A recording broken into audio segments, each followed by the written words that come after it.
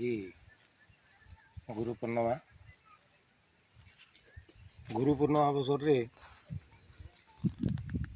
ओडावासी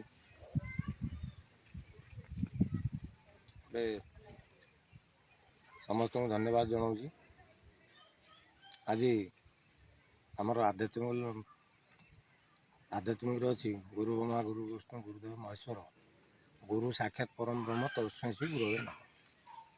प्रत्येक जिनस आम एथुरु ही आरंभ करूँ। आउ आज गोटे बाइट देवाक चाहूँगी, गोटे वार्ता देवाक चाहूँगी। आमर जो समस्ते जो देश दुनिया विश्व टू नहीं प्रत्येक जिनस नहीं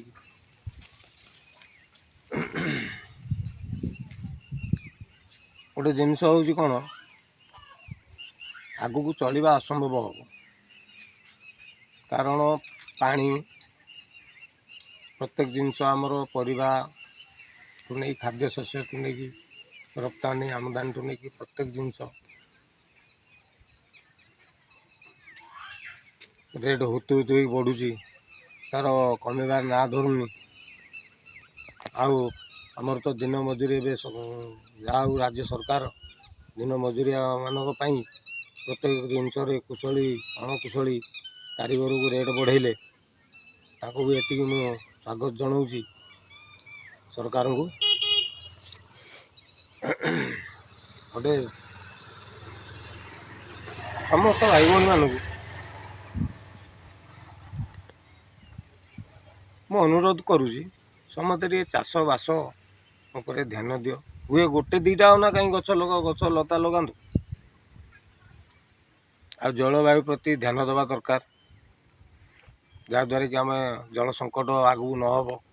पानी रोड उपर भासुची, लोक टैप खोल देकी छाड़ दूँ, कौ पाइप फाटी जीवा आसिया भी असंभव हो जाऊँगी।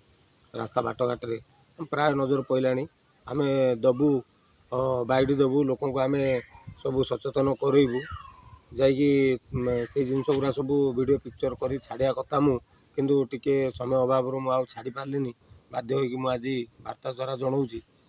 आउ प्रत्येक जिनस नहीं सब अनुधान करी बाइटा माने गोटे वार्ताटा जनइली जे सचेतन हुओ, आगु को जाग्रत हुओ, आध्यात्मिक लाइन आसतु, आउ समस्त मंगल कामना कर, कार अनिष्ट चिंता करंतु नहीं, कार क्षति पहुँचातु नहीं, क्या भी क्षति करंतु नहीं, कार भी क्षति करंतु नहीं।